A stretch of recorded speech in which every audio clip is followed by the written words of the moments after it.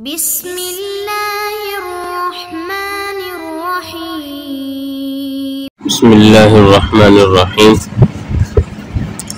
یہ المختصر کا 61واں سبق ہے اور بات چل رہی ہے فصاحت کلام کی۔ تفتزانی رحمہ اللہ فرماتے ہیں قیل فصاحت الکلام خلوصه مما ذکر ومن کثرت التکرار وتتابع الاضافات كقوله شعر وتسعدني في غمرة بعد غمرة صبوح أي فرس حسن الجري لا تتعب راكبها كأنها تجري على الماء لها صفة صبوح منها حال من شواهد عليها متعلق بشواهد شواهد فاعل الظرف أعني لها يعني أن لها من نفسها علامات دالة على نجابتها.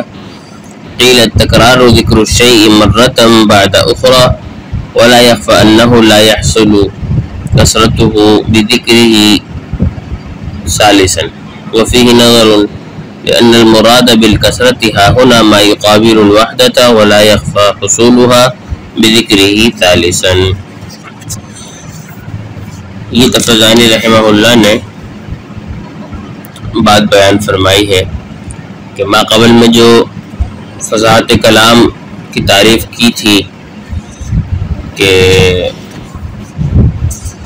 تین چیزوں سے خالی ہونا اس کا ضروری ہوتا ہے، پھر ان تین چیزوں کی وضاحت کر دی۔ اب فرماتے ہیں یہاں سے کہ بعض لوگوں نے یہ بھی کہا ہے اور ان کا یہ خیال ہے کہ فصاحت کلام کے لیے محض ذوف تعلیف، تنافر کلمات اور تاکید سے خالی ہونا ضروری نہیں ہے، بلکہ کافی نہیں ہے، بلکہ اس کے علاوہ تکرار کی کثرت اور تتابع اضافات، ان دو چیزوں سے خالی ہونا بھی ضروری ہے۔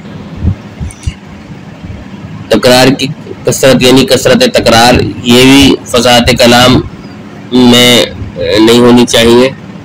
فصاحت کلام میں ضروری ہے کہ تکرار نہ ہو، کثرت تکرار نہ ہو، اور دوسری چیز تتابع اضافات، لگاتار اضافتیں ہوں تو یہ بھی نہیں ہونا چاہیے۔ کثرت تکرار کی مثال متنبی کا ایک شعر ہے جس کو تفتزانی رحمہ اللہ نے بیان فرمایا۔ فرماتے ہیں کہ تسعدنی فی غمرة بعد غمرة صبوح لها منها علیہا شواہد۔ اب تسعدنی اسعاد سے ہے، مدد کرنے کو کہتے ہیں، غمرہ کہتے ہیں شدت اور مصیبت کو، صبوح اچھی رفتار والے کو کہتے ہیں، جو پانی پر تیرنے والے کی طرح اچھی رفتار والا ہو، اس کے لیے صبوح کا لفظ ہوتا ہے۔ اور یہ صفت ہے موصوف معذوف کی، فرس ان کی۔ اچھا، فرس جو ہے وہ مؤنث معنوی ہے، تو اس کی صفت جو ہے وہ صبوح بروزن فعول آئی ہوئی ہے، اور یہ فاعل کے معنی میں ہے، اور اس وزن کے لیے مذکر مؤنث دونوں کی صفت واقع ہو سکتا ہے، اس لیے یہاں پر صبوح کہا ہے، صبوحتن نہیں کہا شاعر نے۔ اور شارح نے بھی آگے اس کی جو تفسیر بیان کی ہے وہ حسن الجری سے کی ہے، حالانکہ جب فرس مؤنث ہے تو حسنۃ الجری ہوتا، لیکن فرس کو مرکوب کی تعبیر میں حسن الجری لے کر آئے ہیں وہ، کیونکہ مرکوب مذکر ہے تو اس لیے پھر مرکوب کی وجہ سے حسن الجری کا ہے۔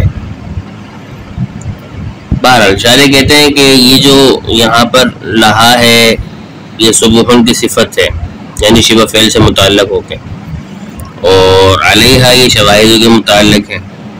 پھر جو شواہد ہے وہ ذوالحال بنے گا، اور منہا جو ہے وہ اس کا حال بنے گا، اور یوں جو ہے وہ ذوالحال حال سے مل کر شبہ فعل کا فاعل ہوگا، پھر وہ اپنے متعلق سے ملے گا، اور فاعل سے ملنے کے بعد صبوح کی صفت واقع ہوگا۔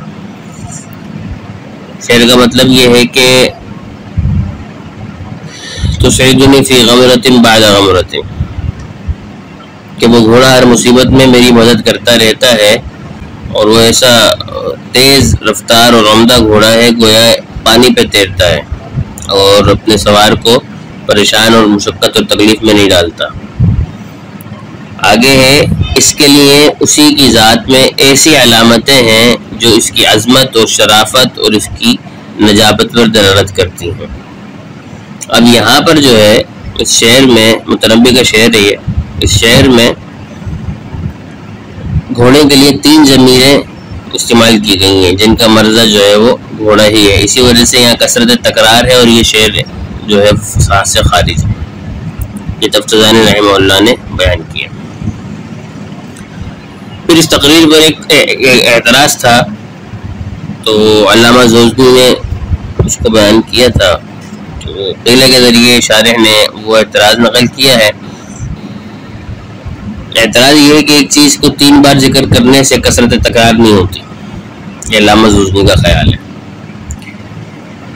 کہ ایک چیز کو اگر آپ نے 3 بار ذکر کیا ہے تو وہ کثرت تکرار نہیں کہلائے گی۔ کیوں نہیں کہلائے گی؟ وہ یہ کہتے ہیں کہ تکرار کا مطلب ہوتا ہے ایک چیز کو 2 بار ذکر کرنا ہے، ایک دفعہ ذکر کرنا تکرار نہیں ہوتا، بلکہ تکرار کا جو وقوع ہوگا، تکرار واقع ہوگی جب 2 مرتبہ اس کا ذکر ہو چیز کا۔ پھر اگر اس تکرار میں تعدد پیدا کرنا چاہیں تو پھر اس کو 4 مرتبہ ذکر کرنا ضروری ہے وہ چیز کو۔ اب اگر اس تعدد کے بعد کثرت پیدا کرنا چاہیں تو کم از کم 2 بار دوبارہ اس چیز کو ذکر کریں گے تو یوں تکرار حاصل ہوگی، کثرت تکرار۔ تو خلاصہ یہ ہے کہ تکرار میں اگر کثرت کا ارادہ ہو تو کثرت جو ہے کم از کم چیز کو 6 بار ذکر کرنے سے حاصل ہوگی، تو 3 بار ذکر کرنے سے کثرت تکرار حاصل نہیں ہوگی، اور جب کثرت تکرار نہیں حاصل ہوگی تو یہ شعر بھی فصاحت سے خارج نہیں ہوگا۔ یہ علامہ زوزنی کا خیال ہے۔ وہ یہ کہتے ہیں کثرت تکرار کے لیے ضروری ہے کہ ایک چیز 6 مرتبہ ذکر کی جائے، اس لیے کہ ایک مرتبہ ذکر کرنے کے بعد دوسری مرتبہ ذکر کرنے سے تکرار ہوتا ہے، پھر تعدد 4 مرتبہ ہوگا اور کثرت تکرار 6 مرتبہ ہوگا۔ تفتزانی رحمہ اللہ نے یہ اعتراض نقل فرمایا ہے، اور اس اعتراض کو نقل فرمانے کے بعد فرماتے فیہ نظر، کہ شاعر کہتے ہیں کہ یہ اعتراض دراصل غلط فہمی پر ہے، اس لیے کہ یہ جو کہا گیا ہے کہ تکرار 2 چیزوں کے ذکر کا نام ہے، کہتے ہیں نہیں، یہ غلط ہے۔ تکرار 2 چیزوں کے ذکر کا نام نہیں ہے، بلکہ تکرار کا نام ہے ذکر ثانی کا، وہ ذکر ثانی کہ جس سے پہلے ایک ذکر ہو چکا ہو، ایک مرتبہ ذکر ہو گیا تو پھر جب دوسری مرتبہ ذکر ہوگا تو وہی تکرار ہے، ذکر ثانی کا مطلب ہے۔ اور یہاں پر جو کثرت مراد ہے وہ وحدت کے مقابلے میں ہے، اس لیے اس کثرت کا اطلاق ایک سے زائد پر ہوگا، یعنی ایک چیز کو ایک بار ذکر کر لینے کے بعد جب دوسری بار ذکر کیا جائے گا تو اس دوسری بار ذکر کرنے سے ہی تکرار متحقق ہو جائے گا۔ جب تکرار ہو گیا، کیونکہ تکرار کا مطلب ہے دوسری مرتبہ ذکر کرنا کہ جس کا پہلے ایک چیز کا ذکر ہو چکا ہے، تو اب جب دوسری بار ذکر کرنے سے تکرار متحقق ہو جائے گا تو اب جب اس دوسری بار پر ایک اور بار کا ذکر اضافہ، ایک اور بار ذکر کر کے اضافہ کریں گے آپ اس چیز کا، تو اس سے کثرت تکرار حاصل ہو جائے گی۔ اس لیے کہ تکرار کا مطلب ہے کہ جب آپ نے پہلے ایک چیز ذکر کر دی تو دوسری مرتبہ ذکر کرنے سے تکرار ہے، یعنی اسی چیز کا دوسری مرتبہ ذکر کرنے سے تکرار ہو گیا۔ اب چونکہ یہاں پر کثرت وحدت کے مقابلے میں ہے تو لہٰذا یہاں پر جب تیسری مرتبہ اسی کا ہوگا تو اب گویا کہ تکرار حاصل ہو گئی ہے۔ الحاصل کہ ایک چیز کو 3 بار ذکر کرنے سے جو کثرت تکرار حاصل ہو جاتی ہے، اسی لیے یہ شعر جو ہے وہ کثرت تکرار کی وجہ سے فصاحت سے خارج ہو جائے گا۔ یہ تفتزانی رحمہ اللہ نے بات کی ہے۔ علامہ زوزنی رحمہ اللہ کے سوال کو انہوں نے بیان کیا اور پھر اس کے بعد اپنا جواب تفتزانی رحمہ اللہ نے اس میں دے دیا ہے۔ تو اس سے علامہ زوزنی کا یہ خیال کہ جی تکرار کا مطلب ہے کہ ایک چیز کو 2 بار ذکر کرنا، پھر تعدد میں 4 بار تو غلط ہو گیا۔ تفتزانی فرماتے ہیں نہیں، تکرار کا مطلب ہے کہ ایک چیز پہلے ذکر ہو چکی ہے اور پھر جب دوسری بار ذکر ہوا تو اب تکرار ہو گیا. اب جب تکرار ہو گیا تو اب تیسری مرتبہ تو پھر کثرت تکرار خود بخود وجود میں آ گیا. لہٰذا یہ شعر میں پایا گیا ہے اور شعر جو ہے فساد سے خارج ہے. علامہ زوزنی کا خیال بھیجا ہے.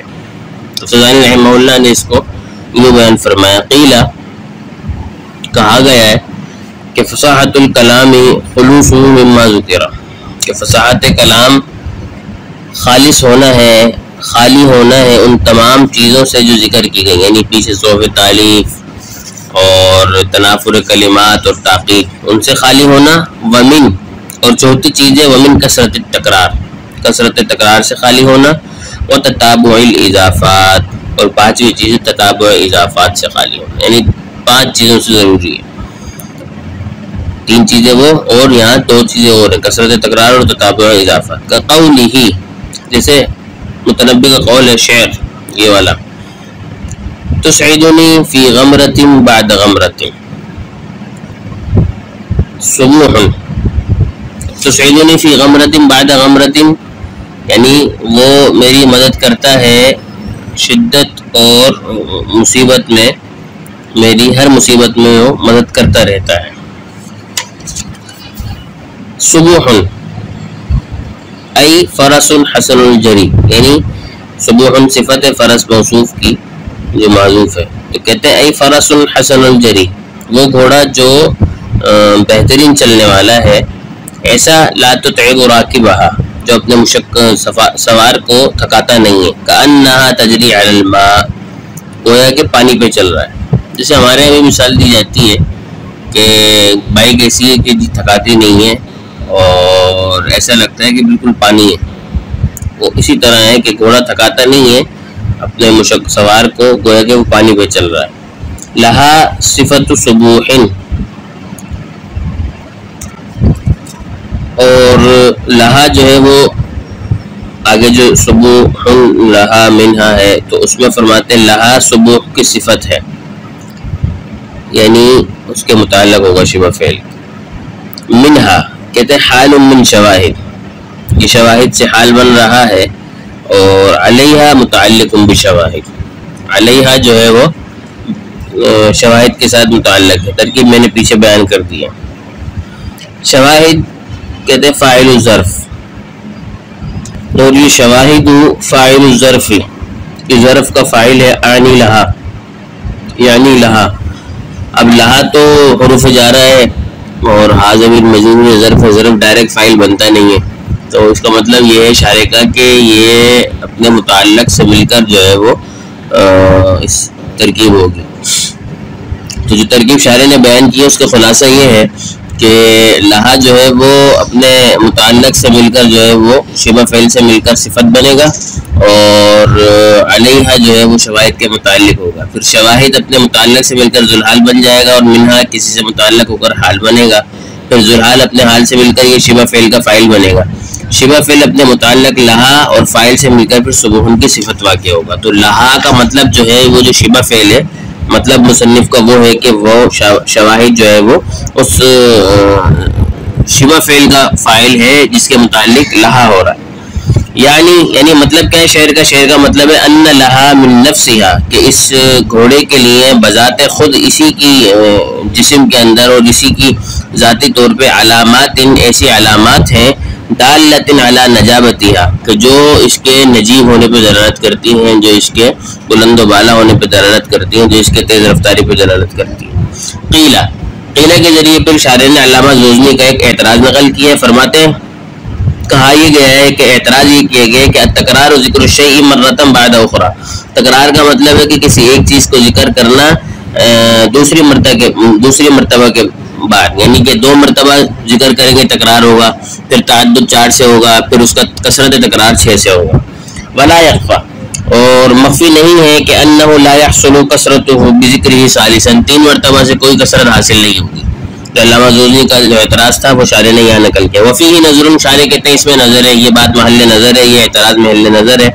لأن المراد بالکثرت، کیونکہ جو کثرت سے مراد ہے ہاں ہونا اس مقام پر وہ ما یقابل الوحدہ، جو وحدت کے مقابلے میں ہو، جو ایک کے مقابلے میں ہو وہ مراد ہے یہاں پہ. ولا یخفی حصولها، اور ایک کے مقابلے میں جو کثرت ہے وہ یہاں پر اس کے تیسری مرتبہ ذکر کرنے سے حاصل ہو رہی ہے. یہ کسی اہل عقل پر، کسی عقل مند آدمی میں مخفی نہیں ہے. تو شارح کا مطلب یہ ہے، تفتزانی کا مطلب یہ ہے کہ جب آپ نے ایک چیز کو 3 مرتبہ ذکر کیا تو کثرت تکرار حاصل ہوگی. لہذا علامہ زوزنی کا یہ کہنے کہ نہیں 6 مرتبہ ذکر کریں گے تو کثرت تکرار ہوگی، یہ بلا وجہ کی بات ہے. اصل بات یہ ہے کہ یہاں پر کثرت وحدت کے مقابلے میں جب آپ نے 3 مرتبہ ذکر کر دیا کسی ایک چیز کا تو وہ کثرت تکرار ہو گئی، اور کثرت تکرار مخل فصاحت ہوتی ہے. لہذا یہ شعر متنبی کا فصاحت سے نکل جائے گا. اللہ تبارک و تعالی سمجھ کی توفیق عطا فرمائے. وما توفیق الا باللہ.